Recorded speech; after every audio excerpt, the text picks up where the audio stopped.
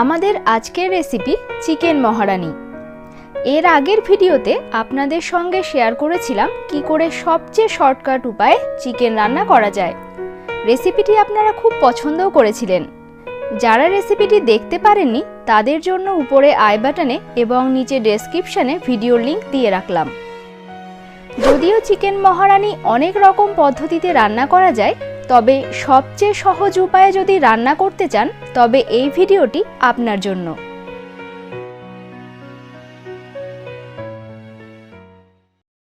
আমি 500 গ্রাম fresh chicken দিয়ে আজকের রান্নাটি করব। ম্যারিনেশনের জন্য মশলা তৈরি করে নেব।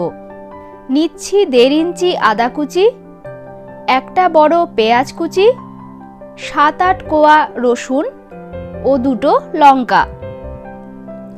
ঘরোয়া চিকেন রান্নাতে যে মশলাগুলো লাগে এখানেও ঠিক তাই, শুধু জিরাটা এখানে অন্যভাবে ব্যবহার করব। আমি পরে দেখাচ্ছি। পুরো মশলাটা ধুয়ে রাখা মাংসের মধ্যে ঢেলে দিচ্ছি। আর দিচ্ছি 1 কাপ ফেটিয়ে নেওয়া টক দই, দিচ্ছি 1/2 চামচ নুন এবং 1/2 চামচ কাশ্মীরি লাল। এই রান্নাতে হলুদের কিন্তু কোনো প্রয়োজন নেই।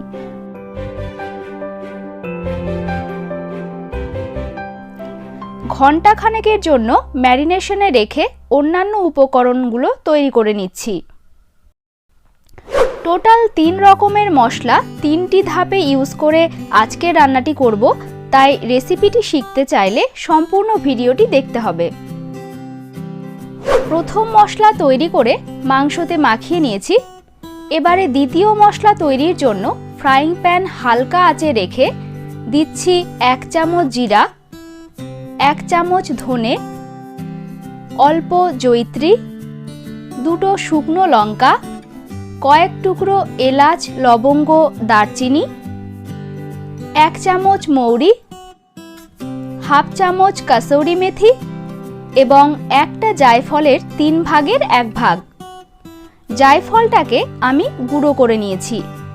চিকেন মহারানি বলে কথা, মহারানির ফরমাইশ তো একটু বেশি হবেই। একদম লো ফ্লেমে নেড়ে চেড়ে ভেজে নেব। এটা কিন্তু মোটেই লাল করে ভাজবো না, জাস্ট একটু ভাজার ফ্লেভার আসলেই তুলে নিচ্ছি। এবার এগুলোকে মিক্সিতে দিয়ে মোটা করে গ্রাইন্ড করে নিচ্ছি। কড়াই গরম করে 150 গ্রাম তেল ঢেলে দিচ্ছি। সর্ষের তেল বা রিফাইন্ড তেল, 2 রকম তেলেই রান্নাটি করা যেতে পারে। এতে মিশিয়ে নিচ্ছি 1 চামচ ঘি। তেল একটু গরম হলে ফোড়ন হিসেবে দিচ্ছি 2টো তেজপাতা, শুকনো লঙ্কা ও জিরা। এবারে দিচ্ছি একটি বড় পেঁয়াজ কুচি। হালকা ব্রাউন হয়ে যাওয়া অবধি ভেজে নিচ্ছি।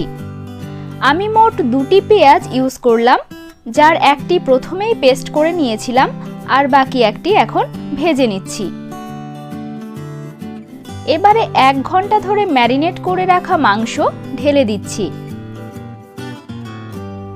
এই প্রসেসে আলাদা করে সময় দিয়ে মশলা ভাজার কোনো প্রয়োজন নেই, কারণ মাংস সমেত মশলা একবারেই ভাজা হয়ে যাবে।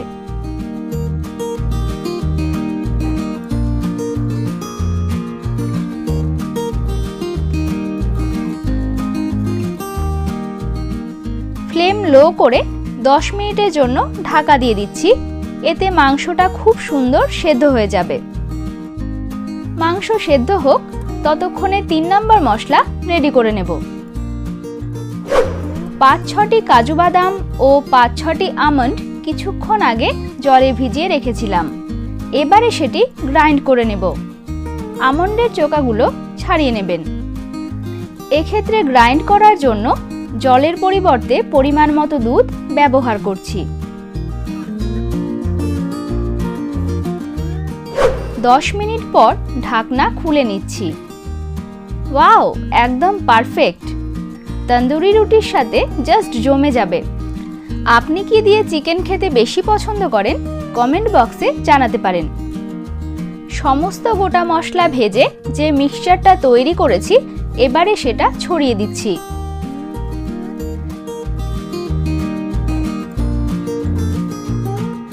কাজু আমন্ড দুধ দিয়ে যে পেস্ট তৈরি করেছি এবারে সেটাও ঢেলে দিচ্ছি।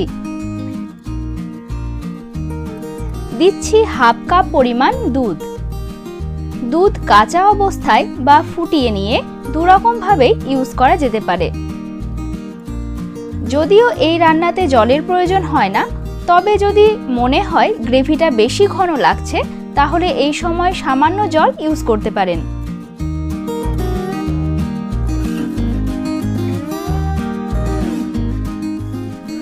হাফ চামচ লবণ দিয়ে দিচ্ছি। লবণটা আপনারা প্রয়োজন বুঝে ইউজ করবেন, কারণ ম্যারিনেশনের সময়ও হাফ চামচ লবণ দিয়েছিলাম। 2 মিনিট নেড়েচেড়ে হতে দেব, আর ঢাকা দেওয়ার প্রয়োজন নেই।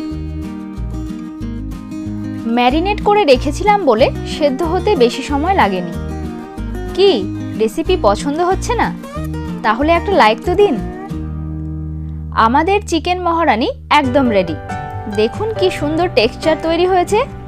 তবে পরিবেশনটা কিন্তু গরম গরমই করতে হবে, নইলে গ্রেভি জমে যাবে। আজ এ পর্যন্তই, দেখা হচ্ছে পরের ভিডিওতে। Bye bye.